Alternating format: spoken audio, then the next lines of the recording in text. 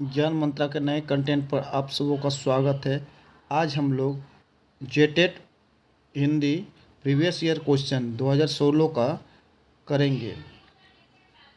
आप सबको बता दूं कि प्रीवियस ईयर क्वेश्चन जो होती है वो परीक्षा की दृष्टि से बहुत ही महत्वपूर्ण होती है। इसके माध्यम से हम किस प्रकार के प्रश्न आएंगे उसके पैटर्न को पता कर सकते हैं। सबसे पहले प्रश्न संख्या 1-2 के लिए निर्देश को देखते हैं।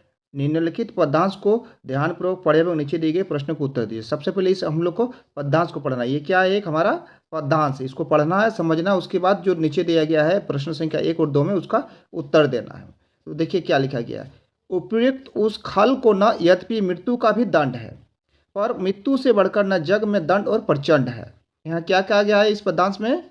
देखिए, उस दुष्ट, उपयुक्त मतलब उस दुष्ट, उपयुक्त उस खल, उस दुष्ट को मृत्यु ही सबसे बड़ा दंड है, क्योंकि मृत्यु से बढ़कर के जग में यानी कि दुनिया में और कोई कठोर और भयानक दंड नहीं है। अगला दो पंक्ति क्या दिया है देखिए। अतः कल उस नीच को रण मध्य जो मारू न मैं, तो सत्य कहता हूँ कभी शस्त्र शास्त्र फिर धारू न मैं। तो क्या कह रहा है यहाँ पर अर्जुन? यदि, अतः यानी यदि, अगर कल मैं उस नीच को युद्ध भूमि में न मार पाऊं, यानी कि उस नीच मतलब किसको? जयद्रथ को। इसलिए अगर मैं कल युद्ध भूमि में उस नीच जयद्रथ को न मार पाया हूं, तो मैं सत्य कहता हूं कि फिर कभी मैं जीवन में शस्त्र यानी कि हथियार कभी नहीं उठाऊंगा। आइए अंतिम के दो पंक्ति देख लेते हैं। सूर्यास्त से पहले न जो मैं कल जयद्रथ वध करूं, यानी कि यदि कल मैं सूर्यास्त से पहले जयद्रथ का न वध कर पाया तो शपथ करता हूं, यानी कि प्रण लेता हूं, स्वयं ही अनल में जल मरूं। यानी कि क्या शपथ करता हूं? कि स्वयं अग्नि में जलकर प्राण त्याग दूंगा। ये अर्जुन शपथ लेता है। पूरा कहानी को मैं एक बार सारांश में सुना देता हूं। उपयुक्त उस खल को न यद्यपि मृत्यु का भी दंड है, और मृत्यु से बढ़कर ना जग में दंड और प्रचंड है। यानी उस दुष्ट जयद्रथ को मृत्यु ही सबसे बड़ा दंड है, क्योंकि संसार में मृत्यु से बढ़कर और कोई कठोर और भयानक दंड नहीं है। अतः कल उस नीच को रण मध्य जो मारू न मैं, तो सत्य कहता हूँ कभी सशस्त्र फिर धारू न मैं। इसलिए अगर मैं कल युद्ध भूमि में रण मध्य में उस नीच को जयद्रथ को न मार पाया, तो मैं सत्य कहता हूँ फिर कभी जीवन में शस्त्र हथियार हाथ में नहीं धारण करूंगा। अथवा अधिक कहना वीरता है, प्रात का प्रण यही है, साक्षी रहे सुनिए वचन रवि शशि अनल अंबर मही। इससे अधिक कहने का आवश्यकता नहीं है। यह प्रात अर्जुन का दृढ़ है। मेरे इस वचन का साक्षी सूर्य चंद्रमा अग्नि आकाश और पृथ्वी रहे। अंतिम का दो पंक्ति जो है, सूर्यास्त से पहले न जो मैं कल जयद्रथ वध करूं, तो शपथ करता हूं स्वयं ही अनल में जल मरूं। यानी यदि मैं कल सूर्यास्त से पहले जयद्रथ का वध न कर पाया, तो मैं शपथ लेता हूं कि स्वयं अग्नि में जलकर प्राण त्याग दूंगा। यही ये कहानी का सार है। आगे हम लोग इसे संबंधित प्रश्न संख्या 1 और 2 का उत्तर देने का प्रयास करेंगे। प्रश्न संख्या 1 में कहा गया है रवि, शशि, अनल, अंबर एवं मही के पर्यायवाची कर्मश है। तो हमने पहले ही बताया, देखिए यहाँ पर देख लेते हैं क्या है। रवि, शशि, अनल, अंबर, मही। तो हमने इसका पर्यायवाची शब्द क्या बताया था आपको? रवि का मतलब होता है सूर्य। रवि का मतलब क्या होता है? सूर्य। रवि का अर्थ होता है सूर्य, शशि का अर्थ होता है चंद्रमा, अग्नि का, अनल का अर्थ होता है अग्नि, अंबर का अर्थ होता है आकाश, और मही का अर्थ होता है पृथ्वी। यानी कि रवि, सूर्य, शशि, चंद्रमा, अनल, अग्नि, अंबर, आकाश और मही पृथ्वी। हमारा ऑप्शन नंबर डी मैच कर रहा है।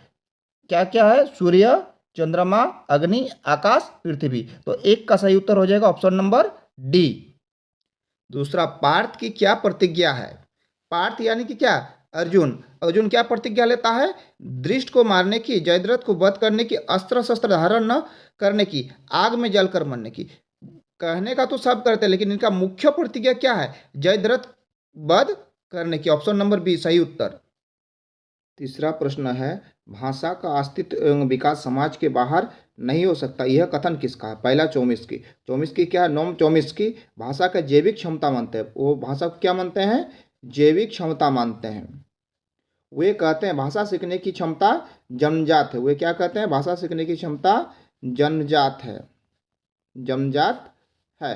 परंतु उन्होंने भाषा के विकास को समाज से जोड़कर विशेष रूप से नहीं देखा। अगला है ओरोरिन। ओरोरिन भाषा विज्ञान के विद्वान है। वो क्या है? भाषा विज्ञान के विद्वान है, भाषा विज्ञान के विद्वान है, लेकिन यह कथन उनसे संबंधित नहीं है। अगला है बायोत्स्की।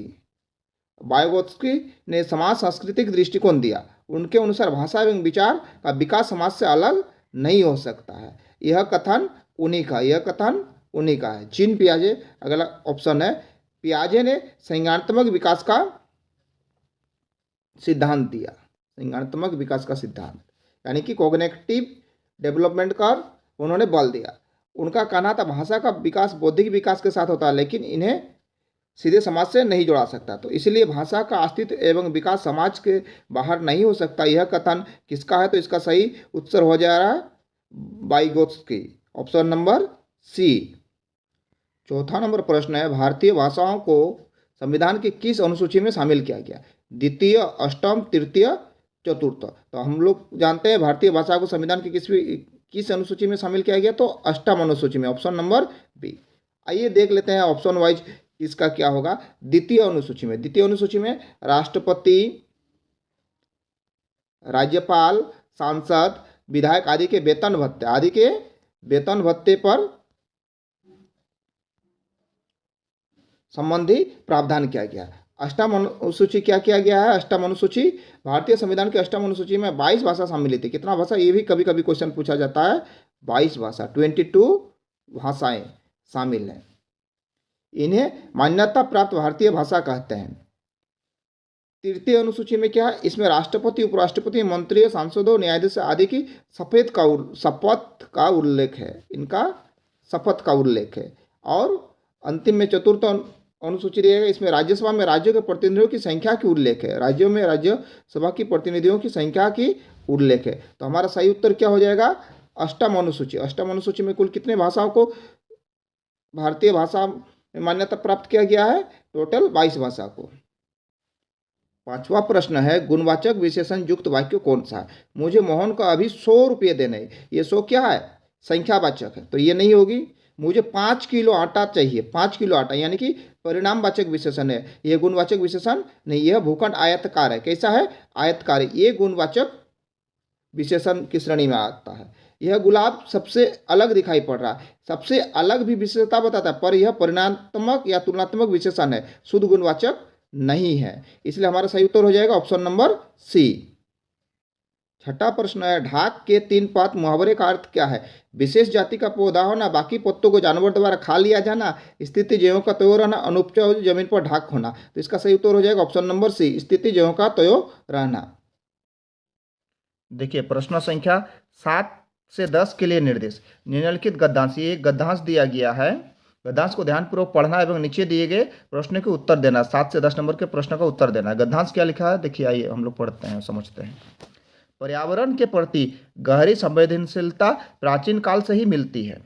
अथर्ववेद में लिखा है, भूमि माता है। भूमि क्या है? माता है। हम पृथ्वी की संतान है। भूमि माता है और हम पृथ्वी की संतान है। एक स्थान पर यह भी लिखा है कि हे पवित्र करने वाली भूमि, हम कोई ऐसा काम ना करे जिससे तेरे हृदय को आघात पहुंचे। एक स्थान पर क्या लिखा है अथर्ववेद में? हे पवित्र करने वाले भूमि, हम कोई ऐसा काम न करे जिससे तेरे हृदय को आघात पहुंचे। हृदय का आघात पहुंचाने का यहाँ अर्थ है पृथ्वी के पारिस्थितिक तंत्र के साथ क्रूर छेड़छाड़।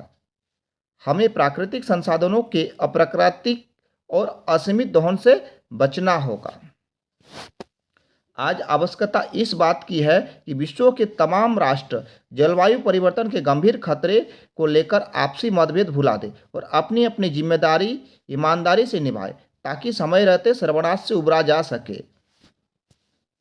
आगे है, विश्व विनाश से निपटने के लिए सामूहिक और व्यक्तिगत प्रयासों की जरूरत है। इस दिशा में आंदोलन हो रहे हैं। अरण्य रोदन के बदले अरण्य संरक्षण की बात हो रही है। सचमुच हमें आत्मरक्षा के लिए पृथ्वी की रक्षा करनी होगी। भूमि माता है और हम उसकी संतान है, इस कथन को चरितार्थ करना होगा। 7वां नंबर प्रश्न है, गद्यांश में चरितार्थ करना का उल्लेख है, इसका आशय है। मतलब चरितार्थ करने का मतलब क्या है? बहस करना, सिद्ध करना, अपनाना, चरित्र चित्रण करना। बहस करना चरितार्थ करना से संबंध नहीं हो रहा है, अपनाना भी नहीं हो रहा, चरित्र चित्रण करना भी नहीं हो रहा। बहस करना, अपनाना और चरित्र चित्रण करना, इसका सही उत्तर नहीं होगा। इसका सही उत्तर होगा चरितार्थ करना, यानी कि सिद्ध करना। ऑप्शन नंबर बी सही उत्तर।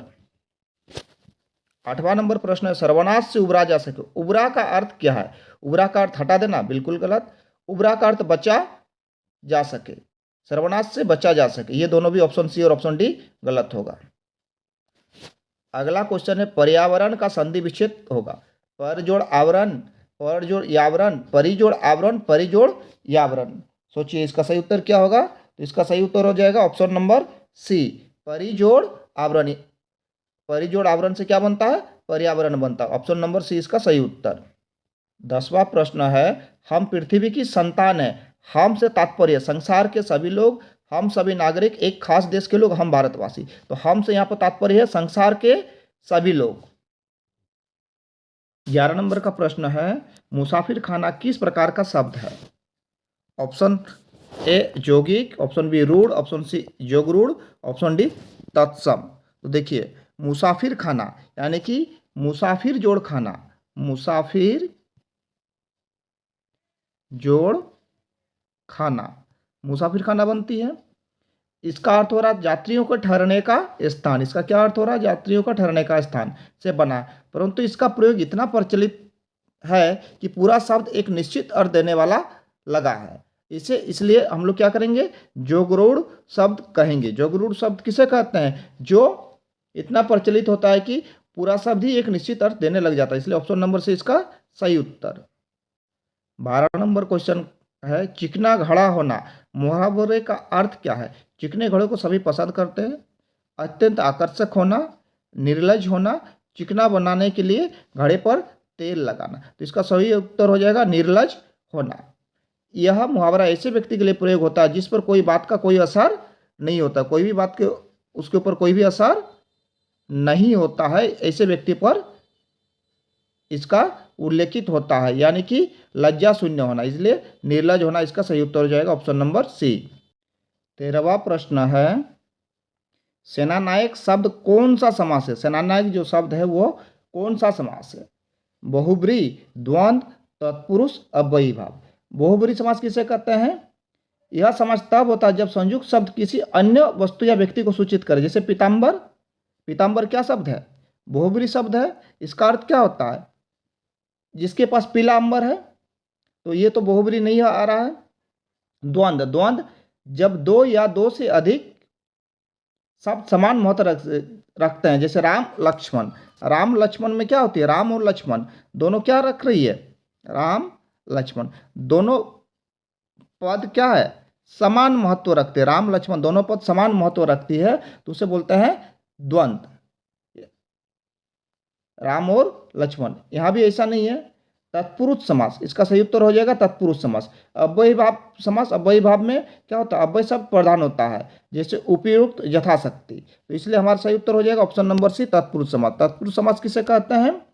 जब पूर्व पद, यानी कि पूर्व पद क्या है? सेना, उत्तर पद यानी कि नायक का विशेषण या कर्म होता है, तो यह क्या कहलाएगा? सेना नायक, यानी कि सेना का नायक। यह स्पष्ट तत्पुरुष समास है। ऑप्शन नंबर सी सही उत्तर। 14वां प्रश्न है, अन्वेषण शब्द का संधि विच्छेद क्या है? अन जोड़ वेशन, अनवो जोड़ एसन, अनु जोड़ एसन, अनवे जोड़ एसन। तो इसका सही उत्तर हो जाएगा ऑप्शन नंबर बी, अन जोड़ एसन। 15वां प्रश्न, अंतिम प्रश्न, रचयिता का लिंग परिवर्तन शब्द है। देखिए, रचयिता को लिंग परिवर्तन शब्द हम लोग को लिखना है रचयित्री, रचयित्री, रचयितनी, रचयाचिका। तो इसका सही उत्तर हो जाएगा रचयित्री, ऑप्शन नंबर बी। आइए देखते हैं कैसे। कर्ता का स्त्रीलिंग कत्री होता है। क्या होता है? कत्री होता है। उसी प्रकार रचयिता पुरुषलिंग का स्त्रीलिंग रूप क्या हो जाएगा, रचयित्री हो जाएगा, यानी कि ऑप्शन नंबर बी सही उत्तर। आज हम लोग 2016 में पूछे गए 6 to 8 का हिंदी विषय में पूछे गए क्वेश्चन आंसर को किए, यानी कि प्रीवियस ईयर क्वेश्चन आंसर को कंप्लीट किए। ऐसे ही आगे हम लोग जेटेड संबंधित तैयारी करेंगे। इसके लिए आप सब चैनल को सब्सक्राइब करिए। धन्यवाद। जय हिंद।